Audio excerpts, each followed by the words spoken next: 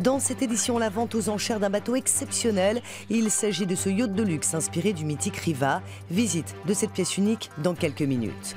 Le financement participatif s'invite dans un haras de la Sarthe. Pour 230 €, vous pouvez devenir copropriétaire de ce jeune cheval destiné à connaître une belle carrière sportive. Pour commencer, parlons gastronomie avec la venue de cuisiniers chinois à Dieppe pour découvrir les secrets de la cuisine normande. Assaisonnement, sel, poivre. Leur attention est sans faille et leur curiosité sans limite. La dizaine de cuisiniers chinois accueillis par le centre de formation des apprentis de Dieppe est suspendue aux lèvres d'un interlocuteur local. Durant 5 jours, ces chefs vont à la rencontre de la gastronomie française et ils n'en perdent pas une miette.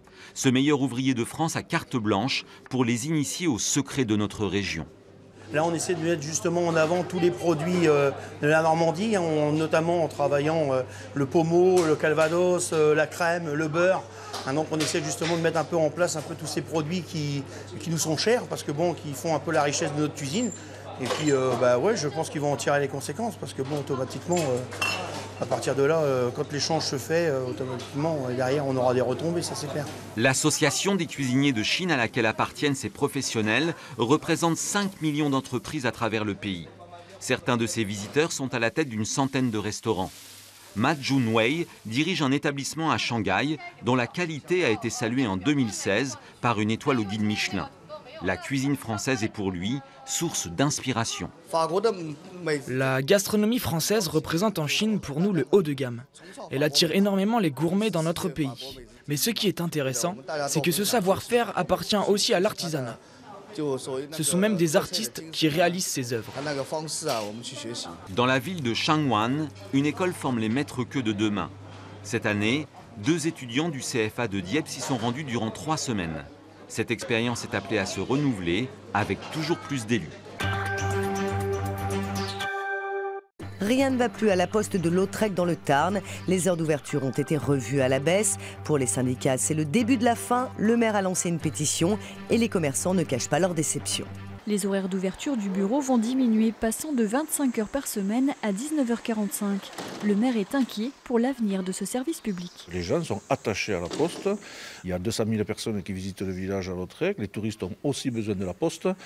Et notre population locale qui est plus ou moins vieillissante, dans la maison de retraite à côté et tout, se servent de la poste et ont besoin de la poste. Le maire a lancé une pétition qui a trouvé un écho favorable chez les commerçants du village. Ça va être très handicapant pour notre commerce, voilà.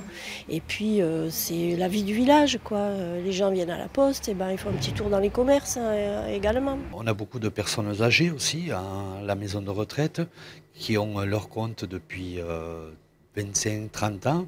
Et c'est un service de proximité. Alors si on vient à fermer toutes les matinées. La Poste justifie ces nouveaux horaires par une baisse de fréquentation de cette agence de plus de 40% en 3 ans. Ce bureau est-il menacé? La CGT répond oui, car le processus qui conduit à la fermeture est toujours le même. Quand on veut changer les habitudes des usagers, on va commencer par fermer le bureau par exemple le matin et n'ouvrir que l'après-midi. Et petit à petit, en fait, les gens s'en vont sur d'autres bureaux. Et une fois que ça s'est fait, on réduit encore les horaires. Donc petit à petit, les bureaux ferment. Selon le syndicat, 70 bureaux de poste ont fermé leurs portes en 10 ans dans le Tarn, parfois remplacés par des agences postales communales, mais pas toujours. Devenir copropriétaire d'un poulain, ça vous tente? Si c'est le cas, sachez qu'un haras de la Sarthe vient de lancer un projet d'élevage collaboratif pour un poulain issu des meilleurs croisements. Voici Sirène, une jument âgée de 11 ans et sa fille. Cette pouliche est née il y a moins d'une semaine. Sa mère, après une belle carrière en saut d'obstacles, s'est reconvertie dans la fabrique de futurs champions. C'est en tout cas l'espoir que ses propriétaires placent en elle. On a essayé de faire le meilleur croisement pour avoir une pouliche qui a toutes les aptitudes pour être une compétitrice. Voilà, son père, Génie de la Sens, qui a été performeur international. Voilà. Pour développer leur élevage, les 2 associés sont passés par la plateforme en ligne My Horse Family. Il s'agit pour des particuliers de devenir co-éleveurs de cette jeune pouliche jusqu'à ses 3 ans. Installés ici depuis 4 ans, Antoine et Mathieu sont spécialisés dans le commerce et la valorisation de jeunes chevaux. Ce projet participatif va leur permettre de développer leur nouvelle activité d'éleveur. De cette première expérience, on attend justement de pouvoir réunir un réseau de passionnés autour du projet. Voilà, chaque personne, chaque contributeur deviendra copropriétaire et co-éleveur du poulain.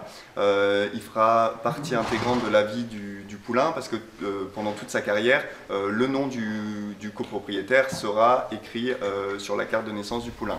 Et pour devenir copropriétaire de cette future star des pistes, il vous en coûtera au minimum 230 €, soit 1% de l'animal. Pendant 3 ans, vous pourrez suivre les grandes étapes de son élevage et décider de son nom. 2017 oblige, celui-ci commencera par un H, mais ça, ce sont ses futurs copropriétaires qui en décideront. Enfin, prenons le large à bord d'un bateau exceptionnel. Il s'agit d'un yacht inspiré du célèbre Riva. Cette pièce unique est vendue aux enchères sur un site spécialisé Balade à Saint-Mandrier avec son actuel propriétaire. Une allure féline à en faire pâlir de jalousie. James Bond. Du luxe à l'italienne version yacht, le plus grand jamais construit en bois. Puissance, 2200 chevaux sous le capot. Une pièce unique conçue par cet homme après 10 années de travail.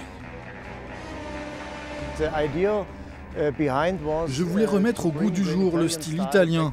Pour cela, je me suis inspiré du Riva des années 80. L'idée, c'était d'en faire un plus gros. Les Riva ne font que 10 mètres de long. Mais surtout, moi qui suis fan des Bentley, j'ai voulu recréer sur l'eau la forme de cette voiture. C'était vraiment mon idée numéro 1. Petite visite à l'intérieur.